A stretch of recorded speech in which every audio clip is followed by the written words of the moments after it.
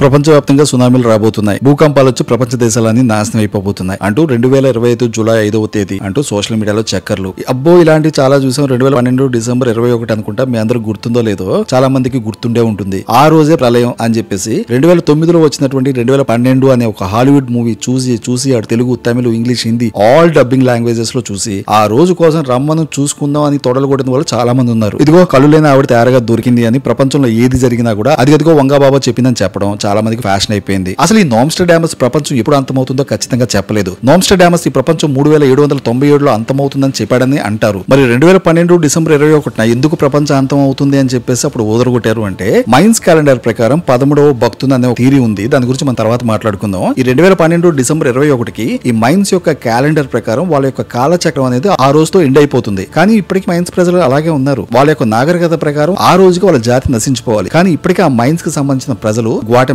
Mexico లాంటి దేశాల్లో ఇప్పటికీ ఆ మైన్ యొక్క వంశస్థులు ప్రజలు ఇంకా బతికే ఉన్నారు. కొన్ని సంవత్సరాల పాటు మనల్ని హిప్నాటిజం చేసి మనల్ని భయపెట్టిన రోజు ఏదైనా ఉంది అంటే ఈ 2012 డిసెంబర్ 21వ రోజు. మన తెలుగు రాష్ట్రాల్లోనే శ్రీ పోతులూరి వీరబ్రహ్మేంద్ర స్వామి అనే ఒక లెజెండ్ ఉన్నారు. ఆయన 1600 సంవత్సరం 1700 సంవత్సరం మధ్యకాలంలో ఇప్పుడు జరగబోయే విషయాలను కరెక్ట్ గా అంచనా వేసి భవిష్యత్తు ఇలా ఉండబోతుందని చెప్పాడు. చాలా విషయాలు జరిగాయి, కానీ ప్రతిదానికి అప్పట్లోనే బ్రహ్మంగారు చెప్పారు అంటూ, గడ్డి పుల్ల గదిలినా, కుక్కరిచినా ప్రతిదానికి కూడా బ్రహ్మంగారు చెప్పారు అంటూ అంటగట్టేవారు. ఇప్పుడు కూడా ఈ బాబా వంగ అనే ఆవిడ ఎక్కడ కూడా ప్రపంచ అంతం గురించి చెప్పలేదు. ఈవిడ 1911లో బల్గేరియాలో జన్మించింది. 12 ఏళ్ల వయసులో ఉన్నప్పుడు ఒక గాలివాన వచ్చింది. ఆ గాలివానలో ఆవిడ కొట్టుకుని పోయింది. అలా కొట్టుకుని పోయిన సమయంలో ఆవిడ కళ్ళకు ఒక యాక్సిడెంట్ అయింది. దానివల్ల ఆవిడ 2 కళ్ళు పోయాయి. ఆవిడ యొక్క సెన్స్ తో ఆలోచించి కొన్ని విషయాలు చెప్పేది. అలా జ్యోతిషం చెప్తూ భవిష్యత్తులో ఇలా జరగబోదని కొన్ని విషయాలు చెప్పిందంట. ఆవిడ ఎక్కడ రాయలేదు, ఎందుకంటే ఆవిడకి చదువు రాదు, ఆవిడ చూడలేదు. ఇలా ప్రతిదానికి ఆవిడే చెప్పిందని చెప్పడం, మరి ఎక్కడ చెప్పింది, ఎలా చెప్పింది, ఏమని చెప్పింది అంటే మాత్రం చెప్పరు. ఎక్కడో నోమ్స్టర్డామస్ చెప్పాడని, వంగాబాబా చెప్పాడని అంటారు. అసలు వీళ్ళిద్దరు భూమాంతం గురించి ఎక్కడ చెప్పలేదు.